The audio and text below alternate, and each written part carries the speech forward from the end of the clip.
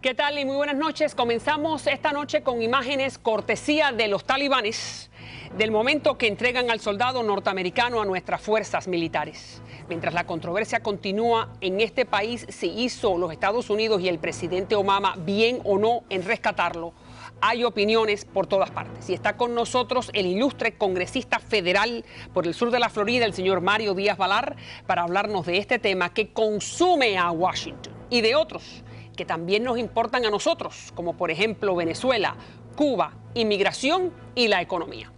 Y hablando de Venezuela, la fiscal de ese país ha dicho que todo el que esté en la lista del supuesto golpe de Estado en contra del presidente Maduro se tiene que presentar a las autoridades el próximo lunes. Eso significa que la señora María Corina Machado podría estar detenida ese día.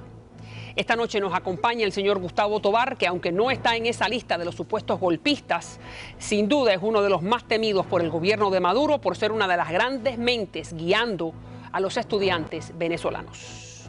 Bienvenidos a María Elvira, el primer programa de información y análisis para todos los hispanos. A trabajar.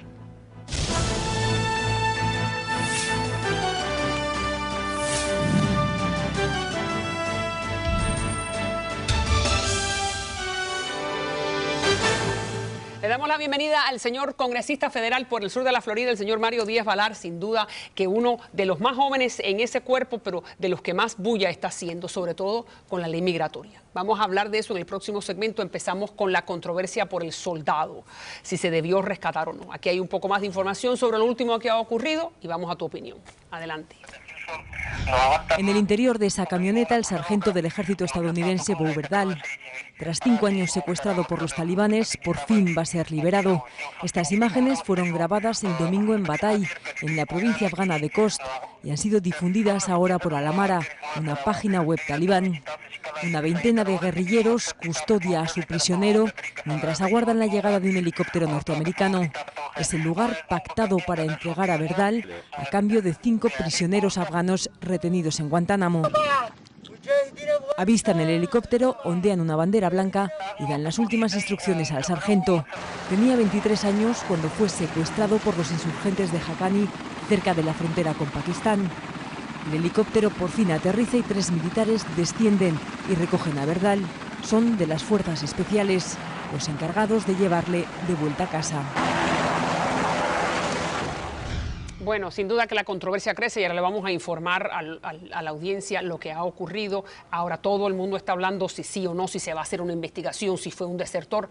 ¿Usted está de acuerdo en que lo hayamos rescatado independientemente de sus acciones? ¿Sí o no? Bueno, primero, uno siempre está contento de cualquier norteamericano, no importa las circunstancias, que está en un lugar peligroso, que pueda regresar y si cometió delitos, como algunos dicen que cometió, entonces que aquí sea juzgado por esos delitos con todos los derechos que tiene. La pregunta no es esa, la pregunta es si estos 5 talibanes, entre las personas más peligrosas que estaban en Guantánamo, se debieran haber puesto en libertad. Ese es el problema. Esa es la controversia más grande y ahí es donde yo que estoy totalmente en desacuerdo. O sea, creo que lo que hizo el presidente es inaceptable. Ok, pero ¿qué pasa? Que supuestamente dice el presidente que la insistencia, y acuérdese que hay un tercer país que es el que está sirviendo como de emisario, que es Qatar, le dice a la Casa Blanca, no, los talibanes dicen que son estos 5, que son sus mayores y más cercanos colaboradores. Sin duda que los 5 señores tienen tremendo prontuario.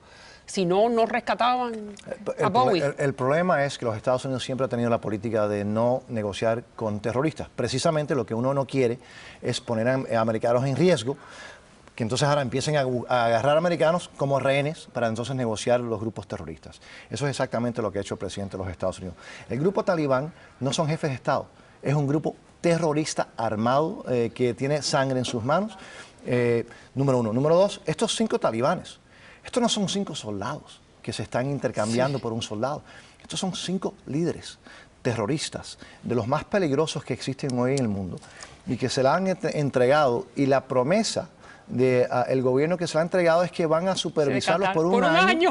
Y por cierto, y esa supervisión tampoco es muy extensa. Entonces, pero entonces, ¿qué hace la Casa Blanca? Soldado por soldado, uno entiende.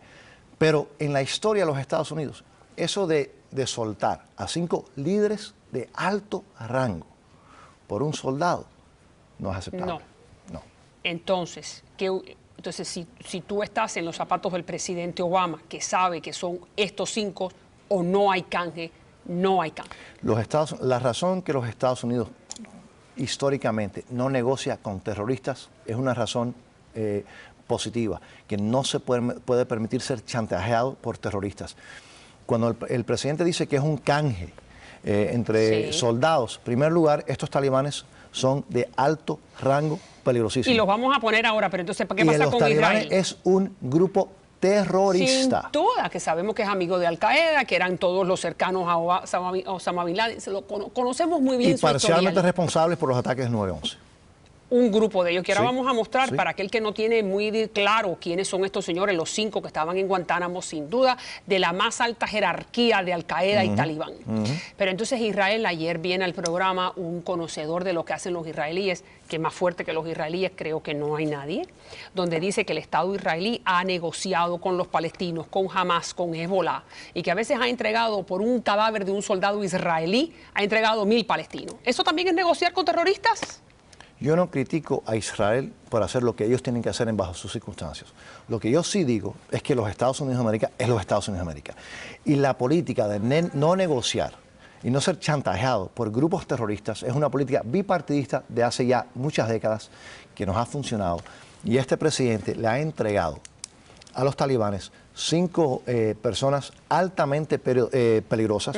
No estamos hablando de soldados, estamos hablando de líderes del movimiento de los talibanes, se los ha entregado y por eso está siendo condenado, no por republicanos, incluyendo por demócratas de muy alto rango como la presidenta del Comité de Inteligencia del Senado, de ultraizquierda, está criticando al presidente. Pero lo está criticando supuestamente porque no les informaron a ustedes, el Congreso Federal norteamericano, lo que iba a pasar. Y fíjate, pero ni a los demócratas. No, a nadie, ni a su propia gente. A nadie. Ok, fíjate, estamos poniendo en pantalla para poder revisar lo que tú estás diciendo, Mario, quiénes son estos señores, que era jefe de seguridad, acusado de haber participado en ataques en contra de nosotros.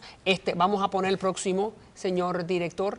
Está también comandante militar de los talibanes y gobernador. Está acusado de estar involucrado en los asesinatos en masa en contra de su propia gente. El próximo son 5 que estaban en Guantánamo. Abdul Wahid, viceministro de Defensa de los talibanes durante la campaña militar de Estados Unidos, que es lo que dice usted, mi querido señor, que este señor fue uno de los autores intelectuales en contra de ataques a nuestros ciudadanos. Y viceministro de Defensa es este mismo. Y el ministro del Interior y gobernador de Herat, que es la 3ª ciudad más grande de Afganistán. Está acusado de haber tenido vínculos directos con Osama Bin Laden.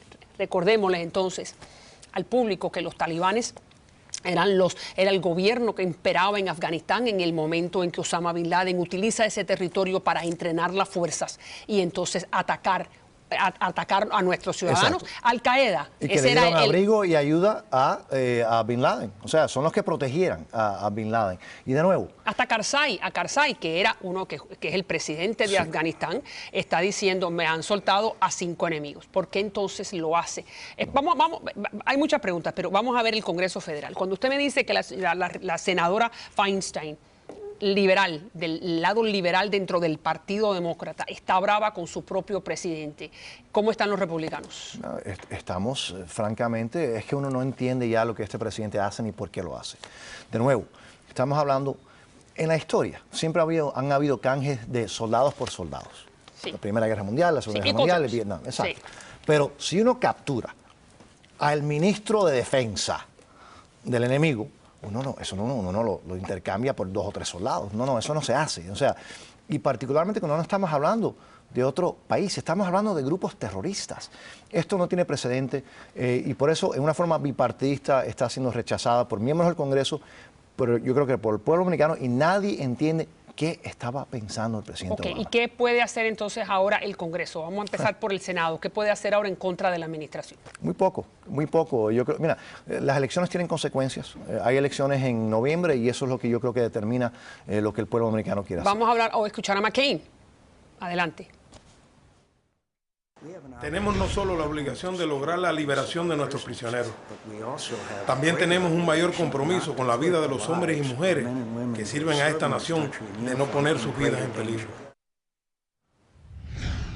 Ok, entonces, nuevamente McCain, que sin duda, aunque sea republicano, fue prisionero de guerra, altamente respetado. Dime entonces, desde el... Dime. Y que tiene un sentimiento muy especial con los prisioneros de guerra, claro, obviamente. Así que cuando personas como McCain, cuando la derecha o la izquierda está criticando esto porque es un cambio de la política de los Estados Unidos, un cambio que va a poner en peligro no solamente a tropas americanas, pero a americanos civiles a través del mundo.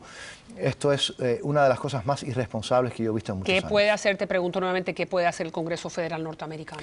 Obviamente, ¿Qué pueden hacer ustedes, los republicanos, qué van a hacer? No, y demócratas, yo creo que van a haber audiencias, vamos a ver si se violó la ley, yo creo que eso va a ser difícil de demostrar. Pero sí tenemos que ver... Bueno, se violó la ley porque el presidente no informa 30 días antes de lo que va a hacer, ¿no es así? Que es lo que dicen los estatutos. Sí, pero el presidente también tiene mucha flexibilidad como jefe, o sea, como el jefe militar, ¿no? El comandante en jefe de las Fuerzas Armadas. Yo no sé si hubo violación de ley, pero eso se va a investigar.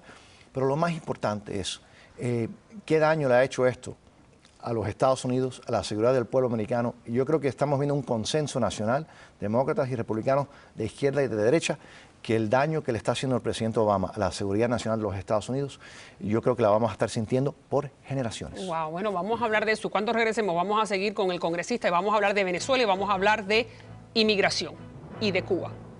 Cuando regresemos. Muchas gracias, no se me vaya. Ya regreso.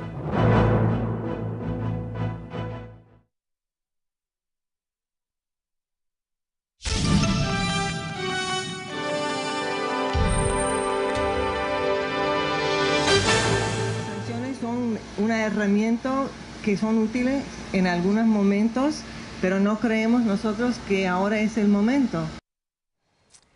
Básicamente esta es la segunda a bordo dentro del Departamento de Estado y está diciendo que la Casa Blanca, el presidente Obama, no considera que hay que firmar ese proyecto de ley donde haga dos cosas en contra de los chavistas o los maduristas que han violado los derechos humanos del pueblo venezolano y que tienen cuentas ilícitas en este país. Este no es el momento de hacerlo. Significa que entonces todo el trabajo que hizo usted, hizo Iliana, hizo Marco Rubio en el Senado y en el Congreso Federal queda en el olvido. Porque si el presidente Obama no firma la ley, ustedes no pueden quitarle las visas ni pueden congelar las cuentas. ¿No es así?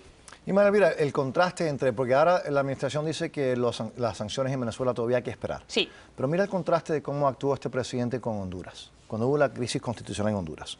En Honduras, cuando la sociedad civil, para preservar su democracia, que lo lograron. Bueno, votaron al presidente. La realidad es que lo montaron en un avión y lo mandaron para Costa Rica. Pero basado en la Constitución, sí, todos los partidos políticos, incluyendo el de Zelaya, la Corte Suprema, muchos de ellos puestos por Zelaya, la Junta Electoral, algunos de ellos opuestos por Zelaya, todos, siguiendo su Constitución, ya por fin dijeron, bueno, hay que arrestarlo, siguiendo su Constitución. Sí.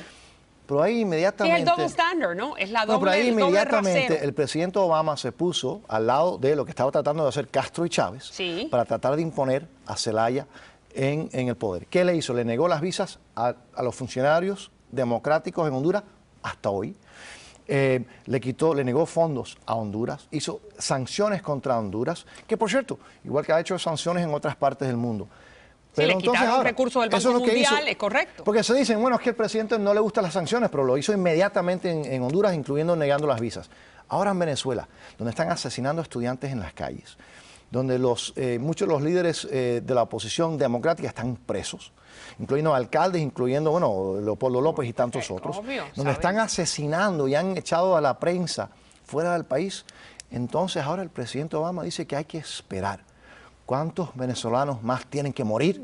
¿Cuántas personas más tienen que sufrir para que el presidente haga lo mismo que hizo en Honduras o en otras partes del mundo? Y me parece que es muy aceptable y muy legítimo lo que usted me está diciendo. Ahí hay dos ejemplos que están muy cercanos en la misma parte del mundo, ¿no? Donde hablamos el español y donde lo usamos igual. Ahora, ¿ustedes cómo se sienten después de haber trabajado en el Senado, Marco, y ustedes en el Congreso Federal? ¿Qué pueden hacer? En la Cámara, y es la legislación de mi gran amiga y colega Iliana Ros-Lehtinen, en que todos hemos participado, pero ella es la que yo creo que hay que siempre mencionar, ella es la que... En la que llevó el liderazgo. Ella es la que pudo lograr la aprobación en el comité y entonces en el Pleno. Y logramos apoyo bipartidista, de los demócratas masivo. También. ¿Qué van a hacer ahora con ese pedazo de papel? Lo que están proponiendo en el Senado son Marco Rubio y Bob Menéndez, de ambos partidos. Sí.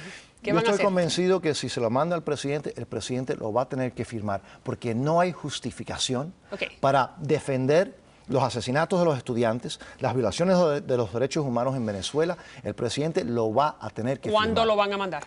Nosotros ya lo hemos aprobado en la Cámara, le estamos exigiendo al Senado que lo haga lo antes posible y esperemos que Marco Rubio, el senador Marco Rubio y el senador Bob Menéndez lo puedan Claro, lograr. que es lo que se llama que van a reconciliación, ¿no? Que para que el público entienda, usted tiene un proyecto de ley que viene del Senado, tiene otro proyecto de ley que viene de la Cámara de Representantes, los dos se unen en un mismo papel y se lo mandan a la Casa Blanca. O también el Senado puede agarrar la legislación que ya se aprobó en la Cámara, aprobarla y enviárselo al presidente. Lo único que está aguantando esto es el presidente de los Estados Unidos. ¿Y por qué no se lo ponen en el escritorio? Y eso es lo que para hay que hacer. ponerlo en evidencia. Eso es lo que hay que hacer. ¿Y, eso es lo que y vamos de a quién tratar de depende hacer. que eso pase? Desafortunadamente, del liderazgo demócrata en el Senado. Ahí está, usted ve, claro, porque el liderazgo demócrata en el Senado está tratando de proteger a su presidente para no hacerle pasar el bochorno, porque saben que Obama no lo va a firmar, ¿no es así? Yo creo que Obama Dígame. estaría forzado a firmarlo porque no se puede justificar lo que está pasando en Venezuela. Sí, se lo ponen delante, pero no se lo han Sí, puesto. no se lo han puesto. Bien, entonces vamos a ver inmigración. Desgraciadamente, muchos hispanos en toda la nación, incluyendo los cubanos, incluyendo los venezolanos, votaron por el presidente Obama y sobre todo los hermanos mexicanos. Y es el presidente que más ha deportado. Vamos a ver, ahí tenemos una placa donde usted puede entender bien qué ha pasado. 2 millones de inmigrantes en 6 años. Más de la mitad de los deportados tienen antecedentes criminales, pero muchos también con faltas menores que no necesitaban este tipo de trato. ¿Por qué? Desafortunadamente el presidente hay otro área Patea donde a su propia gente. bueno, donde el presidente Obama dijo que no lo iba a hacer, eso es la cosa, porque el presidente Obama primero dijo que iba a tratar de lograr la reforma migratoria en los primeros 12 meses. Se sabe ahora, yo fui parte, que había un grupo bipartidista trabajando, que teníamos legislación cuando los demócratas controlaban todo y los demócratas rehusaron, incluyendo el presidente Obama, hacer lo que ellos habían prometido. Es correcto. Y efectivamente han duplicado, o sea, han aumentado las deportaciones. De los criminales, nadie tiene problema con eso. Pero de padres de familia que tienen hijos aquí, que han estado aquí, bueno, decenas de años, esos no se debían deportar. Dime entonces, ¿dónde está en este momento esa reforma migratoria? Vamos a ver. Yo creo que vamos a poder lograr en la Cámara. Por fin, lo que se nos ha sido hecho muy difícil es muy fácil, María Elvira, en la Cámara o en cualquier parte. Pero en la Cámara, redactar legislación que obtenga la mayoría de los republicanos, pero no suficientes demócratas para ser Y por aprobado. eso no pasa. O la mayoría de los demócratas, pero no suficientes republicanos. Hasta ahora esa fórmula mágica se nos ha hecho difícil. Yo creo que lo hemos logrado. Okay. Yo creo que vamos a poder presentar legislación. Yo creo que vamos a obtener la mayoría republicana que apoye presentar esta legislación y vamos a obtener un número muy grande de demócratas y yo creo que lo vamos a lograr. ¿Cuándo? Tiene que ser antes de agosto. Y es factible antes de agosto. Ahora viene el verano. Sí, es factible. Después de agosto ¿Quién ya lo va a presentar? hay un grupo de nosotros que Yo lo sé está que usted trabajando está en hace eso. mucho Bien. tiempo. Bien. Es un grupo que está trabajando calladamente, responsablemente. El grupo de los 8. No, ese grupo se desintegró, pero entonces un grupo de nosotros hemos seguido trabajando calladamente cuando otros se habían dado por vencidos. Ileana Ros-Lehtinen es fundamental. Bien. Luis Gutiérrez es fundamental. Sí. Seguimos trabajando, yo creo que lo vamos a lograr. Antes de agosto. Si no se logra antes de agosto, yo creo que no se logra. Yo creo que lo vamos a lograr. Bien, entonces, agosto. Ya tenemos el proyecto de ley en el Congreso Federal, perdón, en la Cámara de Representantes. ¿Cuándo es que viene entonces ese proyecto de ley en el Senado? Hay partes. ¿El año que viene? Hay partes que se puede negociar con el Senado. Hay otras partes que el Senado va a tener que aceptar. Y por eso las conversaciones que ahora estamos teniendo, estas negociaciones tienen que ser bipartidistas y eventualmente van a tener que ser con miembros del Mario, Senado. no hay voluntad política, no hay deseo político con tantos problemas que tenemos de invertir capital en los inmigrantes, en la reforma migratoria. ¿Me equivoco o no? Mira, la gran mayoría en el Congreso, en la Cámara, Sí. entiende que tenemos un sistema que no funciona para la seguridad nacional de los Estados Unidos, Sí. porque no controlamos la frontera, que nos está haciendo daño a la economía, que está en violación del Estado de Derecho. Del Estado de Derecho. Que hay 12 millones de personas que ustedes no saben que existen Exacto, y que es injusto, por cierto, también para las y que personas las están violentando y que y las están- personas que han hecho las cosas legalmente, también es injusto para ellos. La gran mayoría, en mi opinión, y no es porque yo creo, es porque estoy hablando con ellos, de republicanos y demócratas en la Cámara, están dispuestos a aceptar legislación razonable. Pero no lo he visto hasta ahora, eso lo llevo oyendo hace 4 Yo sé. años. No, Desde ya hace más, ya hace más. Desde el 9/11. Y hace más. Yo creo que tenemos una oportunidad histórica yo creo que lo vamos a poder lograr. Bueno, esperemos. Y usted sería sin duda uno de los que intentó que se llevara y que se lograra. Vamos entonces finalmente, los últimos minutos.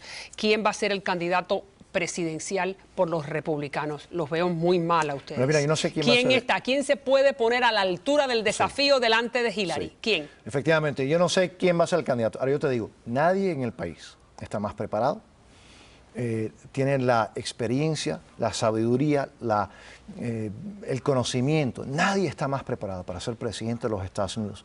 No importa de qué partido político, el que era gobernador del estado de la Florida, que es Jeb Bush. ¿Y por qué Jeb Bush? Porque no hay nadie más preparado. Es un tercer Bush. ¿Usted cree que el pueblo norteamericano quiera volver a votar por un Bush? Primero el padre, que era un patricio, después George W., que sabemos sus problemas con las guerras, y ahora Jeb. Yo creo que... Usted no tiene más nadie en el partido que no sea Jeb. Yo creo que eso si ese es el mejor argumento en contra de un individuo, de que su familia o algo, yo creo que eso no está mal. Eso también es verdad, eso no es legítimo. Y por cierto, eso no si es verdad que Jeb tiene ese problema, entonces Hillary tiene el mismo problema, Hillary Clinton. Yo creo que nadie está más preparado en los Estados Unidos. ¿Por qué? Para ser Dígame presidente. por qué. ¿Por qué Jeb está tan preparado? Porque conoce los temas, porque es un ejecutivo que ha sido ejecutivo de uno de los estados más importantes por 8 años. Y lo ha hecho bien. Y demostró ser uno de los mejores gobernadores en la historia reciente de Florida, uno de los mejores gobernadores de los Estados Unidos. Okay. Preparado, tiene el conocimiento, la experiencia. No hay nadie más preparado. Pero más allá de la experiencia de haber sido gobernador de un estado importante, también es verdad que Reagan fue gobernador de un estado importante y su hermano, pero ¿qué tipo de información o de conocimiento a nivel internacional tiene? Porque conoce el mundo mejor que la gran mayoría de nuestros colegas que son los llamados expertos, o que los llamados expertos conocen el mundo, particularmente conoce a Latinoamérica y conoce al pueblo americano y conoce a los Estados Unidos. Y conoce a los hispanos sin duda alguna. También. Pero ¿qué pasa con el Tea Party? Que es esa parte más radical dentro del Partido Republicano que no le gusta Jeb, porque el Jeb es muy liberal para ellos, ¿no es así? Bueno, en primer lugar, que alguien le diga ¿Cómo que ganan Jeb, las primarias? Exacto. Se le puede decir muchas cosas de Jeb, pero el historial de él está muy claro. Sabemos quién es, sabemos lo que ha logrado, lo que él simboliza y lo que él representa. Así Te pregunté del Tea Party. ¿Cómo convencen al Tea Party? Porque yo creo que lo que quieren la gran mayoría del Tea Party, igual que el pueblo americano, es controlar la deuda nacional, es garantizar que nuestros hijos, los tuyos, los míos, tengan un futuro positivo. Sí, el Tea Party, pero también hay otros temas sociales que son importantes que Jeb no necesariamente comparte, el aborto, los gays, pero bueno, tenemos mucho más tiempo para hablar de esto. Un gustazo. Siempre un gusto y muchas gracias por lo que está haciendo por los inmigrantes y la reforma. Gracias. Siempre bienvenido. Ya regreso.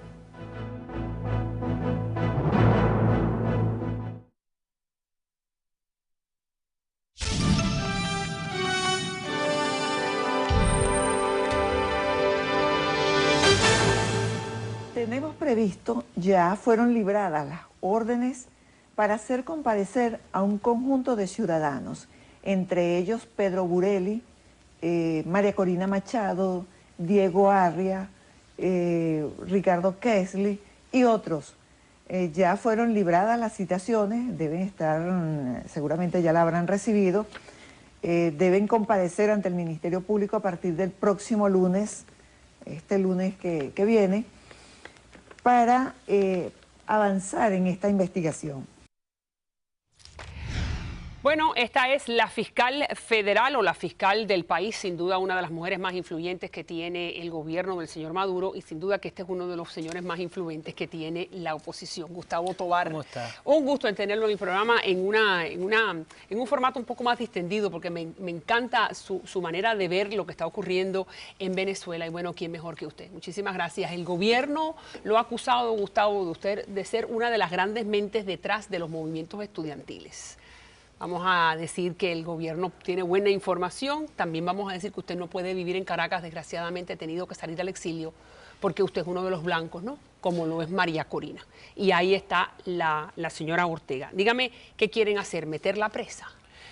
Mira, uno de los mecanismos posmodernos de la dictadura latinoamericana, en la que Venezuela sin duda y Chávez son vanguardia, es el uso de la justicia para doblegar a los ciudadanos. Yes. La fuerza, toda la fuerza del Estado para hacer que el ciudadano se sienta acorralado, herido desde el punto de vista moral, perseguido desde el punto de vista psicológico y lo que buscan es doblegar la disidencia.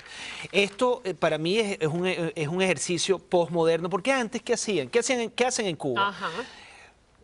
Persiguen, encarcelan, torturan, hieren y olvidan. Lo que ha conseguido, lo que ha logrado Chávez con esta nueva práctica del uso de la justicia para doblegar a la disidencia es te amenazan de que te van a perseguir. Ahorita el caso de Leopoldo es muy concluyente en ese sentido, pero te amenazan, te buscan, te citan, te llevan a lugares muy inhóspitos, te persiguen, te buscan en tu casa. Entonces lo que están intentando con María Corina es doblegarla.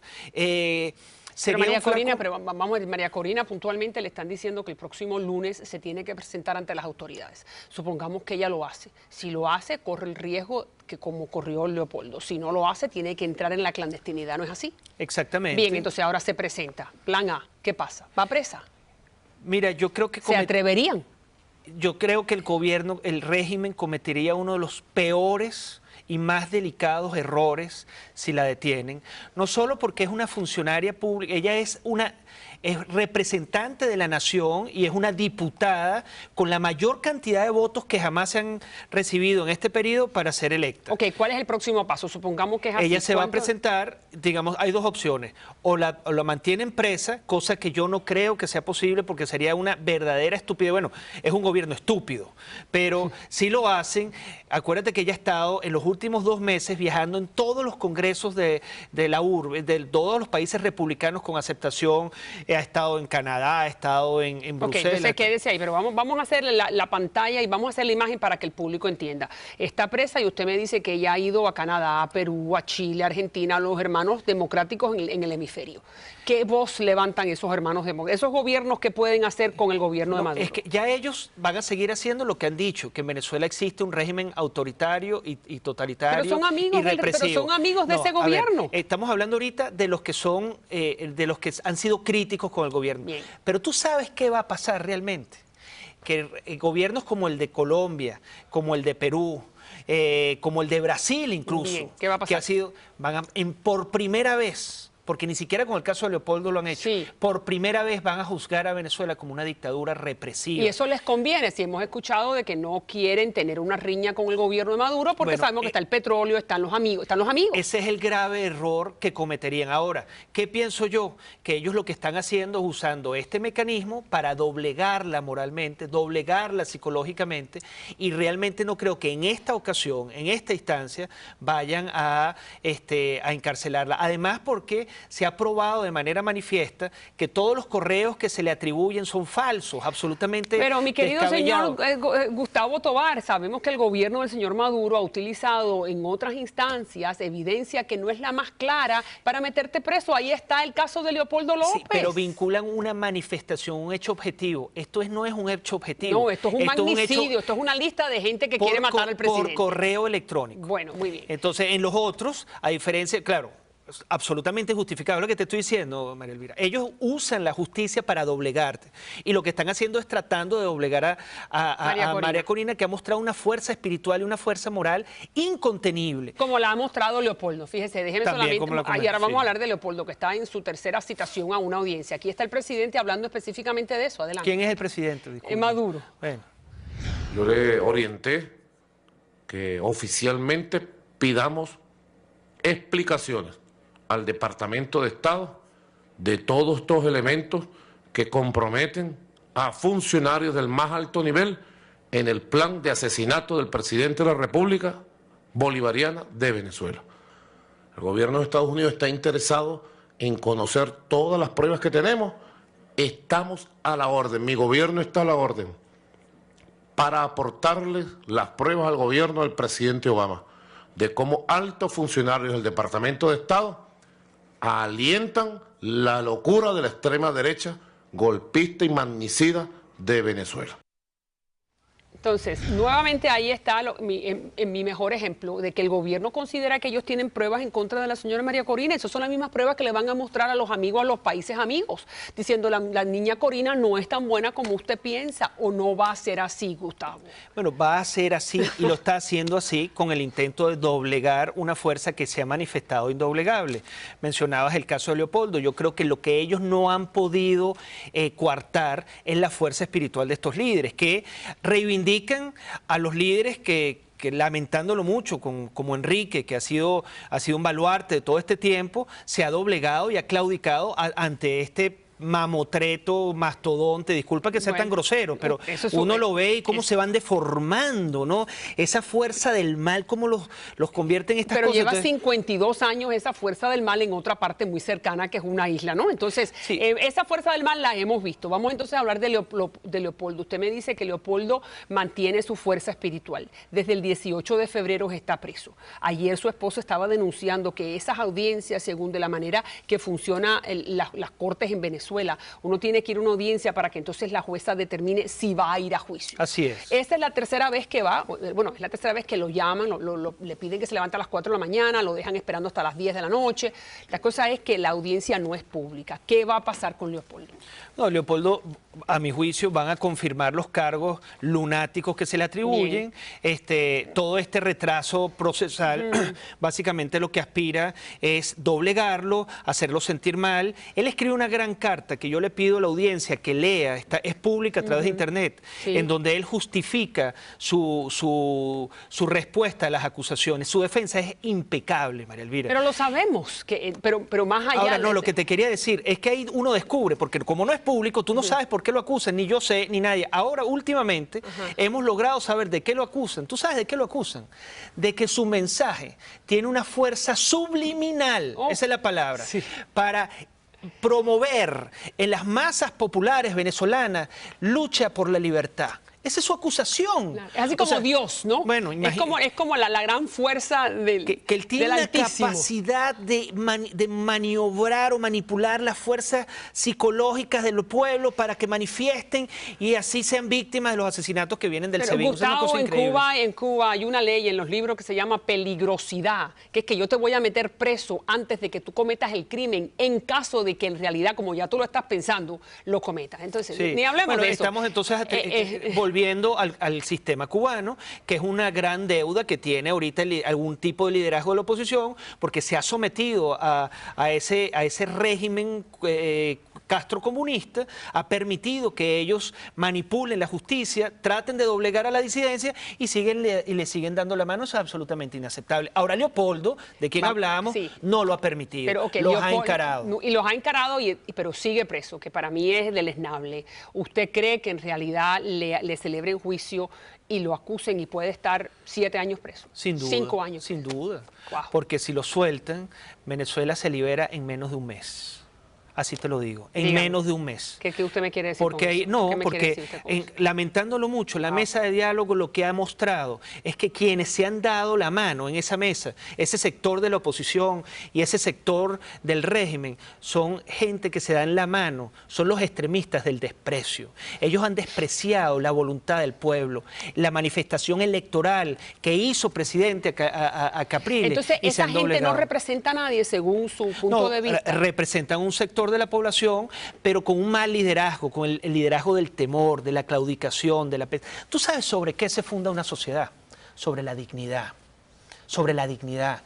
El que tú le veas el rostro, incluso a tu opresor, y le digas, no lo permito, no lo vas a hacer, no me doblegas. Y sobre esa, cuando es 1, 2 o 3 individuos, la sociedad probablemente no pueda contrarrestar eso. Pero cuando son millones de individuos, María Elvira, que levantan la voz y dicen, no me doblegas, castígame, persígame, encarcélame, pero no me doblegas, una sociedad se funda. Yo creo que Venezuela se está refundando con mucho dolor, María Elvira. Porque la libertad es una palabra a veces muy amarga, muy dolorosa. Con un costo altísimo, el costo un gran dolor. vida, en tortura, por eso cuando la conquistemos, como lo hizo los Estados Unidos en su momento, como lo hizo Venezuela en su momento, la vamos a preservar con toda la fuerza moral que nos ha costado alcanzarla. Yo escribí un poema en estos días diciendo que la libertad es del tamaño de la amargura y del dolor y el sufrimiento que te ha producido. Y para nosotros la palabra libertad va a ser inmensa cuando la conquistemos. Vamos a hacer una pausa y regresamos con usted. Y esa libertad viene de la mano ¿de quién? De los militares, ¿no es así? Los militares son, bueno, los militares, usted me va a decir, los militares son los que pueden dar un paso al frente y decirle al gobierno actual, it's time to go. ¿No? Tienen una gran función, pero no depende de ellos. Bueno, ahora usted me va a decir, cuando regresemos, sin duda, con una de las grandes mentes fuera de Venezuela, el señor Gustavo Tovar, sin duda uno de los grandes líderes de los estudiantes que están adentro, peleando por esa libertad. Ya regreso.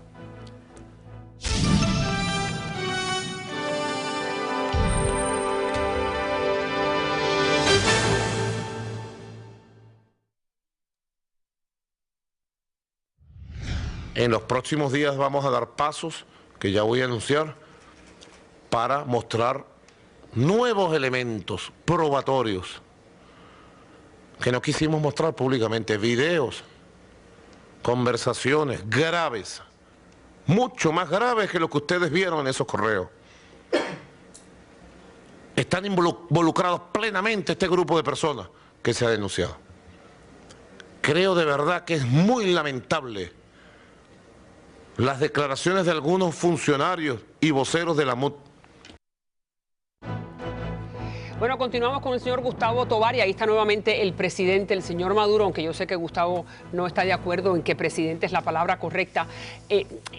Nuevamente insiste el gobierno en que hay una lista de personas que han querido hacer actos en contra de su persona y ahí está la MUD, que supuestamente son gente de la oposición que han accedido a sentarse con el presidente y los está diciendo, ¿te vuelves a sentar o para afuera? ¿No es así? Vamos entonces ahora, dígame. Con la pregunta de los militares. Tú decías que sí, depende de los militares, no depende de la fuerza civil, pero los militares cumplen una función fundamental. ¿Cuál es esa función? Primero, la seguridad del Estado. La segunda es la soberanía, dos que han sido violadas. Y la tercera es el resguardo de la población. Yo creo que va a llegar un momento en donde dos fuerzas civiles se van a enfrentar. ¿No se llama una guerra civil? No va a haber una guerra civil porque el grupo que representa la oposición en Venezuela no está ni armada y su metodología es la no violencia, pero sí están exigiendo libertad y las garantías constitucionales. Pero vamos a hacerlo un poquito más sencillo para la persona que no tiene el conocimiento suyo. Ahí están los militares en las barracas, son los únicos que tienen el poder coercitivo para poder ir al Palacio de Miraflores y de una manera pacífica decirle al presidente Maduro, caballero, este gobierno ya no es viable. Mira, las condiciones... Sí, y las condiciones, es la única fuerza que tiene en este momento esa posibilidad. Y las condiciones constitucionales, democráticas e institucionales están dadas para que esos señores hoy, con todo lo que está ocurriendo, le digan al señor Maduro, váyase con su jefe Fidel Castro a Cuba, queremos la paz social. Muy bien, y ellos regresarán a sus barracas, pero entonces vamos a ese primer paso. ¿Por qué eso no ocurre? ¿Por qué el alto mando militar no ha decidido dar ese paso? Chávez desarticuló esa fuerza como órgano. Ahora él rompió con todos los esquemas de disciplina y obediencia y creó esquemas en donde, por ejemplo, un capitán ordenaba a un general. Eso se está reagrupando. Yo creo que otra vez la fuerza civil, la fuerza moral y la fuerza constitucional de la nación se está agrupando para decirle hasta luego a estos malandros. No solo hasta luego. Como los vamos a perdonar institucionalmente, van todos presos, que es el mecanismo que las sociedades democráticas y republicanas han diseñado para perdonar a estos malvados y a estos represivos. Pero no entendí, Gustavo. Usted me está diciendo, en los militares hay una jerarquía. No ahí es vertical, aquí no es deliberante, aquí no estamos, y Chávez cambió eso. Ahora usted me dice que ahora nuevamente esa estructura va a ser así. Entonces dígame, ese general, no lo entendí, dígame de vuelta cómo va a ocurrir. Se están reagrupando las fuerzas militares desde el punto de vista institucional y constitucional para hacer valer la legalidad. Y van a hacer que, por ejemplo, este personajillo cavernícola del siglo XXI que es Diosdado Cabello, que se ha autoproclamado capitán, o yo sé que se siente comandante en jefe de las Fuerzas Armadas, vuelvo al puesto que merecía, que es el aislamiento. ¿Quién lo va a devolver al puesto que merecía? Es la pregunta. ¿Quieres que te diga el nombre de la persona que lo va a hacer? No te lo puedo decir porque va a ocurrir. Y cuando ocurra, tú sabrás quién es. Amén. Entonces usted me dice que los militares están observando muy de cerca lo que está ocurriendo en el ámbito civil. Muy bien, vamos entonces a los Estados Unidos. No solo lo están observando, lo están padeciendo y ya están reagrupándose para poner la solución constitucional y republicana a lo que es la gran mayoría, la gran necesidad del pueblo, que es recuperar la democracia. ¿Y qué pasa si son detenidos? Porque hemos reportado muchas veces en este programa que hay muchos militares de diferentes rangos que están presos por no estar de acuerdo con... Viene un tiempo de mucha tensión para el país, pero las grandes masas populares van a controlar el momento, como ocurrió en Egipto, como ocurrió en la primavera árabe, como ocurrió en Yugoslavia, Ucrania. La paz social depende de que los militares impongan su gerencia de la violencia. Y eso lo van a hacer. Fue lo que creo que dije al final del último segmento. Vamos entonces a los Estados Unidos. Los Estados Unidos ha dicho la subsecretaría de Estado que ellos no consideran como Casa Blanca que es el momento de imponer sanciones en contra de personas que han violado, en contra del anillo gobernante que ha violado los derechos humanos. Mira, pero el Congreso Federal norteamericano, Iliana, Link, Mario, han hecho un proyecto de ley que el presidente Obama tiene que firmar. Y parece que el presidente Obama no lo va a firmar. ¿Qué pasa entonces? Mira, recientemente en la entrevista te dije algo en lo que los Estados Unidos ha sido ejemplar. Los pueblos se fundan sobre sus valores y sobre su dignidad. Cuando tú tienes a unos individuos que te han insultado, te han ofendido como nación. No estoy hablando de las violaciones que han completado en Venezuela. Al margen de esas violaciones, que son muchas, pero ahorita hablamos de eso. Cuando te han ofendido, vilipendiado, gritado, perseguido a tus funcionarios públicos, a tus ciudadanos, los han acusado de todo, y tú no los defiendes, pierdes la dignidad. Bueno. El gran problema de la señora Roberta Jacobson y el gran problema de la administración Obama es que está haciendo perder la dignidad de un pueblo ejemplar.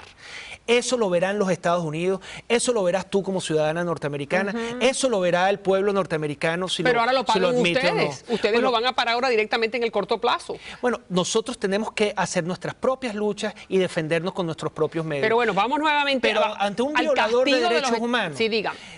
La justicia universal. Tú tienes a un pueblo que invade Irak, que invade Afganistán, que utiliza toda la fuerza militar para hacer este tipo de cosas con las que yo no estoy de acuerdo, déjame decírtelo. Y está pasando exactamente lo mismo en Venezuela y les pides que tengan unas sanciones mínimas, que les quites la visa, que no les permites utilizar los recursos, lo que sea. Y tú le dices que no. Están perdiendo la dignidad. Y el problema ahorita del presidente Obama y de todo este grupo, esta burocracia que no está viendo esta gran violación de los derechos humanos, unos jóvenes que son el futuro latinoamericano, está poniendo en evidencia lo que yo realmente no entiendo, que es... ¿Por qué? ¿Qué pasa? Esa misma señora Jacobson ha dicho dos cosas. El presidente Obama considera que estas sanciones todavía no son necesarias y número dos, que la MUD, quiero decir, miembros de esa oposición, déjeme terminar, miembros de esta oposición le han dicho, no, todavía no es tiempo. Entonces, ¿es en realidad cierto que hay un grupo de la oposición que le dijo, todavía no? Lo que demuestra es un cinismo monumental, un desprecio por el ser humano inaceptable, que ojalá el gobierno, ojalá el pueblo norteamericano juzgue, porque lo que está mostrando es hipocresía. Por un lado sí mandan balas y ejercen todas las acciones militares, y aquí, que es una acción diplomática, de justicia, administrativa, no se atreven a llevarlo a cabo. Y porque vamos un poco más a fondo, porque usted cree que Obama no quiere jugar esa pequeña carta política que en realidad no le cuesta para nada. Por el gran cinismo de todos los gobiernos que hablan de esa versión de la izquierda progresista del mundo, que es que hay un gran negocio detrás. ¿Cuál es Venezuela el gran negocio petrolero. Entonces, que no sean cínicos, que no hablen de derechos humanos, que no hablen de dignidad humana, que no hablen de respeto a los derechos humanos y a la dignidad y la democracia, cuando lo único que les interesa es el negocio, cuando lo único que les interesa son las fortunas corruptas de todos estos personajillos de baja la calaña y espiritual, intelectual, que vienen a hacer aquí la vida de grandes grandes dioses y magnates Pero bueno, vamos a ver si entiendo. Sabemos muy bien que el presidente, que durante el gobierno de Chávez y ahora durante el gobierno de Maduro, no han tocado las grandes petroleras que están en áreas importantes petrolíferas de tu país, ¿correcto? Sí. Eso no se ha tocado. ¿Y usted considera entonces de que esos intereses económicos petroleros son los que le han pedido al presidente, porque no es el Congreso Federal, es el presidente el que no quiere? Le han pedido al presidente que no firme. Le han impedido. Le han impedido. Impedido, obviamente. Yo lo que estoy diciendo, yo lo que te estoy diciendo, y con toda la franqueza del mundo, que detrás de las decisiones incorrectas, injustas e insensibles de la burocracia vinculada con el gobierno de Obama, lo que hay es dinero, mucho dinero, mucha energía petrolera, y es lo que hace de esto un gran cinismo. Premio Nobel de la Paz. Por favor, evalúe sus actos. Aquí no le estamos pidiendo que use la fuerza militar, inaceptable fuerza militar, para apoyar la causa de la democracia y la libertad en Venezuela. Aquí le estamos pidiendo medidas administrativas, que les quiten las visas a esos malandros, que les congelen, que evalúen de dónde vienen esos recursos. Eso es, permíteme, la dignidad de un pueblo que se está perdiendo. Ojalá el pueblo norteamericano se lo exija. Ojalá en 30 segundos. Vamos a suponer que sí, que hay esas sanciones administrativas. ¿Qué efecto tiene eso sobre las personas condenadas? Es que en el mundo del cinismo, que es el chavismo es la gran revolución Cartier, la gran revolución Gucci del siglo XXI, Louis Vuitton. Eso es lo que son. Son unos cínicos. Entonces, y a ellos les duele no poder venir para acá, les duele como no te imaginas. No les duele no tener sus casotas aquí en Weston, en todas estas zonas de multimillonarios. Ir a Saks Fifth Avenue, ir a Broadway. Les duele, ahí están las fotos. Eso es lo que les duele. Y créeme, probablemente eso tenga mayor reacción en esos cínicos que la fuerza popular que en el pueblo venezolano le está diciendo, por favor, queremos democracia y libertad. Cuidado, y tiene más efecto. Pero bueno, así lo decidirá la burocracia y nosotros seguimos luchando y vamos a vencer. Y que Dios bendiga a Venezuela. Gracias. Y a usted y a sus muchachos. Siempre un gusto, Tobar. Siempre bienvenido. No, gracias y muy bien. Gracias por esta oportunidad.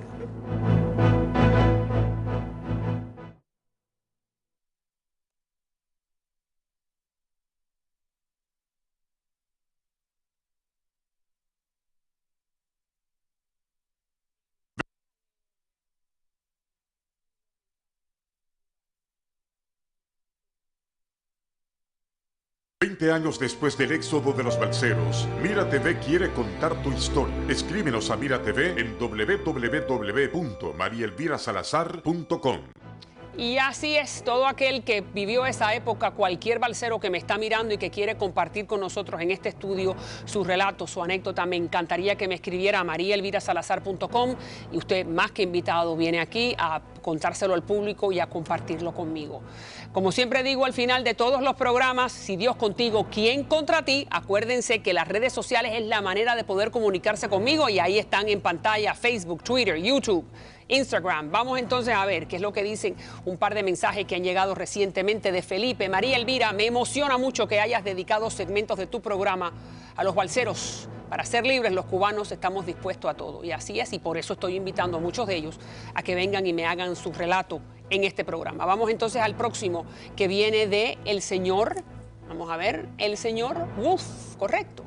El señor Wolf en España, el rey Juan Carlos ya no tiene la reputación que tenía durante décadas anteriores, y por eso el pueblo está cansado y no quiere verlo gastando dinero. Bueno, eso queda a los españoles. Vamos a ver cómo reciben al príncipe Felipe el próximo 16 de junio y sin duda que lo vamos a estar cubriendo, porque sin duda las imágenes van a ser preciosas. Y lo que más me gusta es que se casó con una periodista. Bueno, vamos entonces a darle las gracias al señor Bobby, porque siempre me hace el mejor pelo en éxtasis. También le vamos a dar las gracias a la señora Dania, que es la mejor cara, y ahí está también su número de teléfono, Dania Víctor, y el atuendo. ¿Quién mejor que la señora Gabriela Arango, una de las mejores diseñadoras en el sur de la Florida? Recuérdense, todos los balseros que quieran compartir con nosotros su anécdota, su historia, están más que bienvenidos. Me pueden escribir a mariaelvirasalazar.com. Entonces, mañana, a la hora de siempre. Gracias por la sintonía. Buenas noches.